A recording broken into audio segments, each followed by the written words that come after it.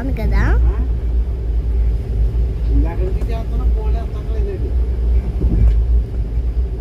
ఇల్లు green green గా భలే ఉన్నాయి. పొలాలు మొత్తం చాలా బాగున్నాయి కదా.